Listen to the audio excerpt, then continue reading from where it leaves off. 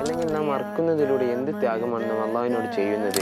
പ്രവാചകൻ ഇബ്രാഹിം നബി അലൈഹി സ്വലാത്തു വസ്സലാം തൻ്റെ മകനായ ഇസ്മായിലിനെ ബലിയറുക്കാൻ കൊണ്ടുപോകുന്ന സാഹചര്യത്തിൽ ആണല്ലോ അള്ളാഹു ഒരു ആടിനെ ആകാശത്തു നിന്ന് ഇറക്കുകയും അതിനെ അറുക്കുന്നതുമായിട്ടുള്ള ഒരു ചരിത്ര സംഭവം. അതിനെ അനുസ്മരിച്ചുകൊണ്ടാണ് നാം ബലികർമ്മം നിർവഹിക്കുന്നത്. അതിൽ അള്ളാഹു എന്താണ് ഇതുകൊണ്ട് ഉദ്ദേശിക്കുന്നത്? ലയനാലല്ലാഹു ലുഹൂമുഹ വലാ ദിമാഉഹ വലാകിൻ യനാലുഹു തഖ്വ. ഇവിടെ കാണിക്കുന്ന തഖ്വയാണ്. ഒരു മൃഗത്തിൻ്റെ മാംസമോ രക്തമോ അല്ല അള്ളാഹുവിന് ആവശ്യം. അവിടെ നാം കാണിക്കുന്ന തഖ്വയാണ്.